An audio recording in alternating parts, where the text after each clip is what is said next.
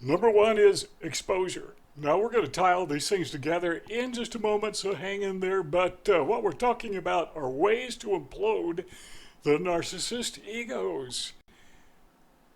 Now, you know what bubble wraps are, right? And kids love bubble wraps. They love to pop them. I have no idea why, but yeah, sometimes I do it myself. Christmas time is all about giving and receiving and playing in boxes and popping bubble wrap, among other things. But Christmas time at our house, when the kids were little, they loved to pop the bubble wrap. And when the grandkids were little, they loved to pop the bubble wrap. And if we ever have great grandkids, first thing I'm going to buy them, well, probably not bubble wrap because they're too little, but as soon as they're old enough for bubble wrap, we're going to have lots of fun. You know what's really fun? Is popping the bubble wrap of the narcissist. By that I mean his ego. Now, bubble wrap's got a lot of bubbles in it, right? And a narcissist ego is multifaceted. In a sense, it's kind of like bubble wrap. There's not just one bubble. There's lots of bubbles. He has all these variances, I should say, of his or her ego. And by the way, sometimes when I'm talking, I'll stumble over words and make mistakes. And I don't go back and correct it because as far as I'm concerned, we're just having a conversation, me and you. And in real life, you don't stop and correct every mistake, do you? No, of course not, because you're not being video recorded. But that's just, I just throw that in parenthetically. But yeah, I'm going to make a few mistakes, and I'm not going to edit them out of the video. I'm going to leave them in because we're having a talk here. But their egos are multifaceted. There are several things, many different things that inflate their egos. You might note some of these things in your mind just by remembering the narcissist, make that plural by the way, the narcissist that you have had to contend with in your life. So here I am in my 70s. I've learned a thing or two. I've seen a lot of these people. They have massive bubble wraps. And you stop and think about it, they kind of wrap themselves in bubble wraps as a defense. They wrap themselves in their ego, or the variances of their ego. And you come along with a pin and you start popping them. Believe me, they don't like that at all because that is their source of protection. That is their strength. That is their identity. It's all fake, but in their mind, it's very, very, very real, or at least they've convinced themselves that it is real, or they're determined to convince other people that this wrapping around them, this ego thing, that is to be respected because that's their defense. Well, how do you do this? How do you pop it with exposure? Well, you just note to others, preferably with the narcissist right there when you do it. Let others know this person has a problem with narcissism. When the narcissist begins to, I like to use the term, act out his narcissism or act out her narcissist, when they start to act the part of a narcissist, which is pretty much all the time. Just take note of it. And you can say, why are you doing that? Why are you lying? Why are you such a big head? Why do you have to dominate the conversation? Frame it in questions so everybody will sit there and look at the narcissist and wait for a response. Don't just make the accusation, but frame it as a question. I mentioned that in another video, but you're exposing the narcissist. You're bursting their bubbles, popping their bubbles by exposing them to others, by noting these are bubbles. They're full of air.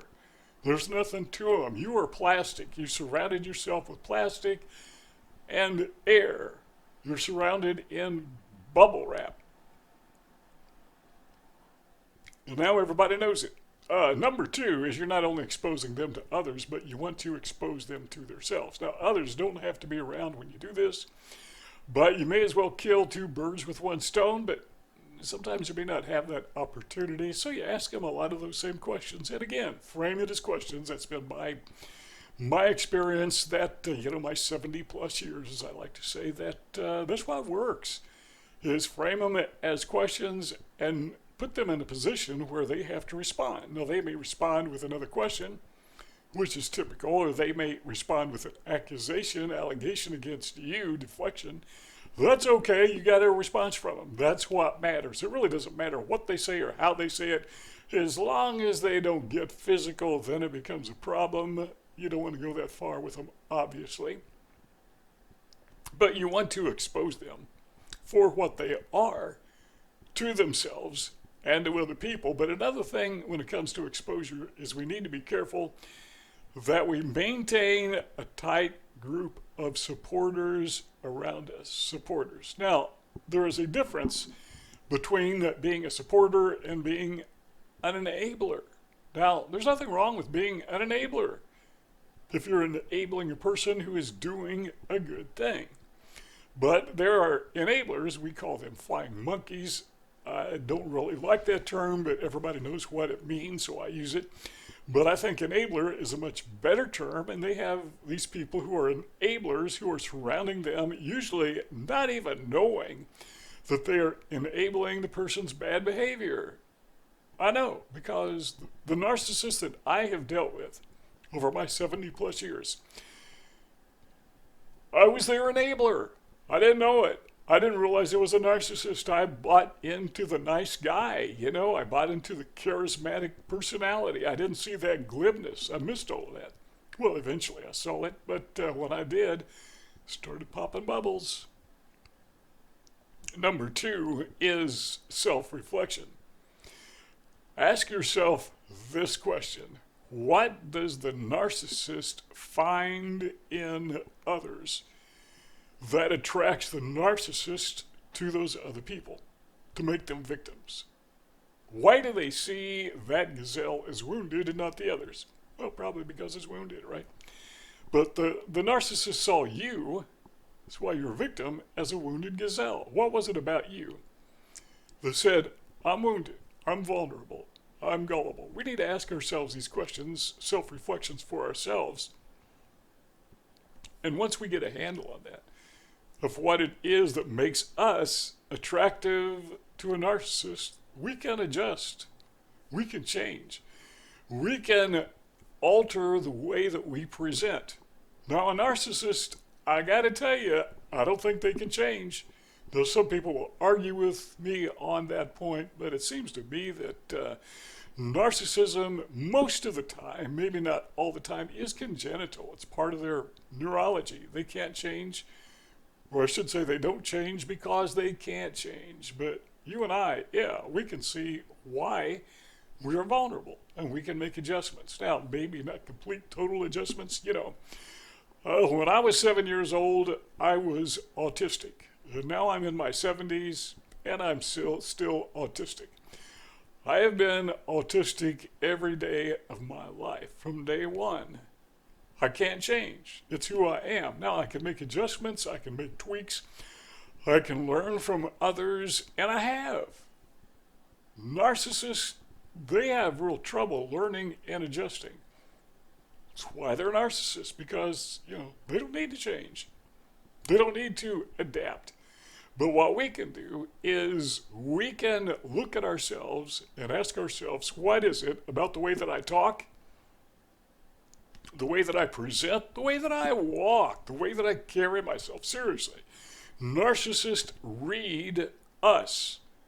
They're looking for us. When we come across as sweet, kind, nice, which typically is a good thing in my opinion, the narcissist doesn't see sweet and nice and considerate. What they see is gullible.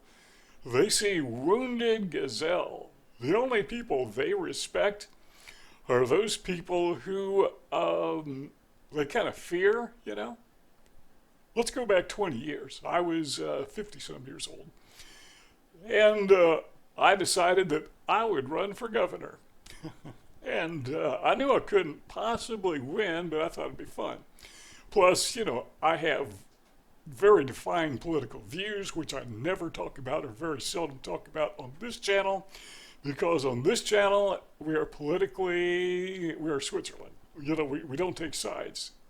We just don't, because that's, half of us believe one thing Another half believes another, and there's probably some variation in between. So we don't talk about these things. But I'm very defined in my political views.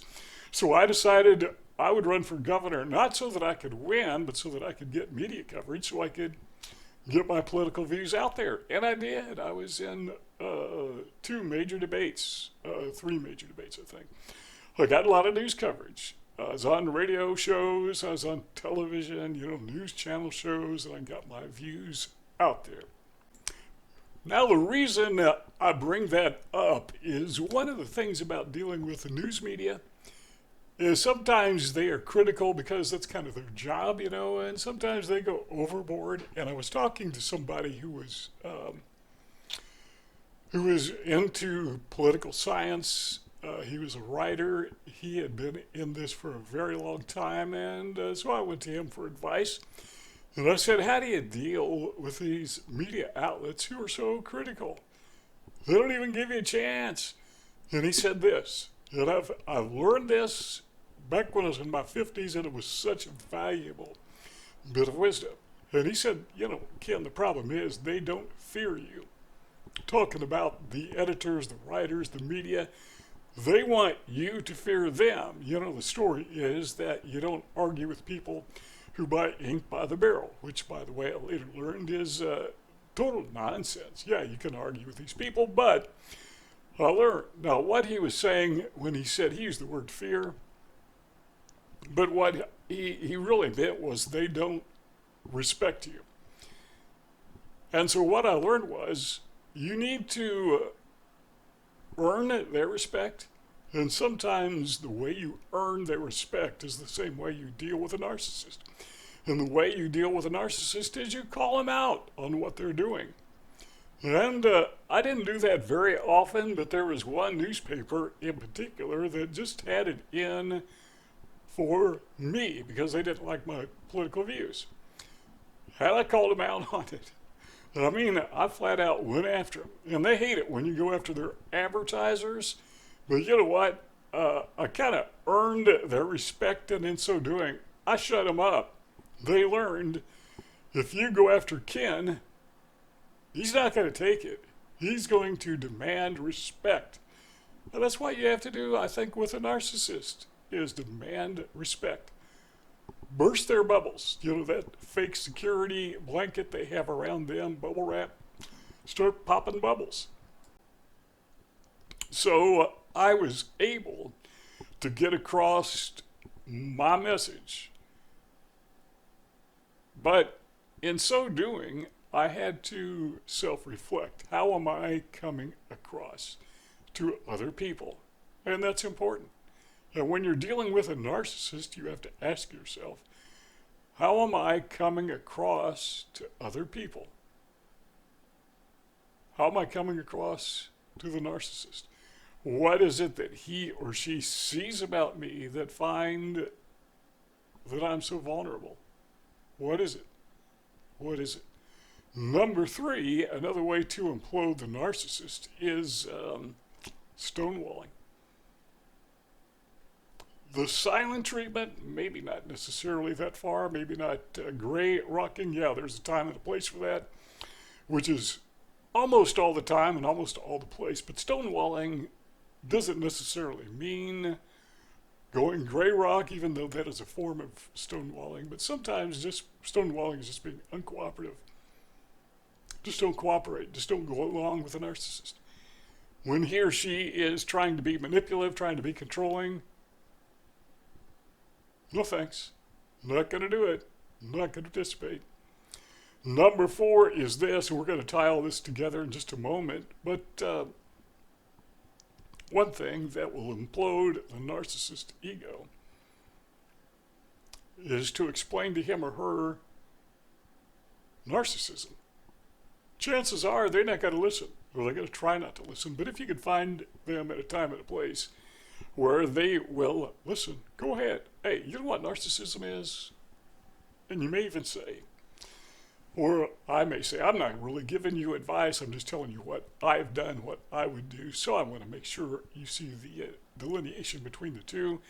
But what I have found that works for me is just say, you got the traits of a narcissist.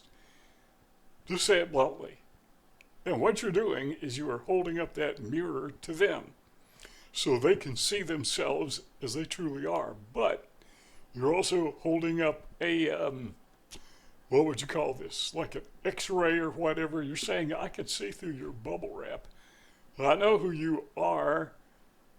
You're a narcissist. I know what narcissism is. I'm explaining it to you. All right, now let's tie this all together.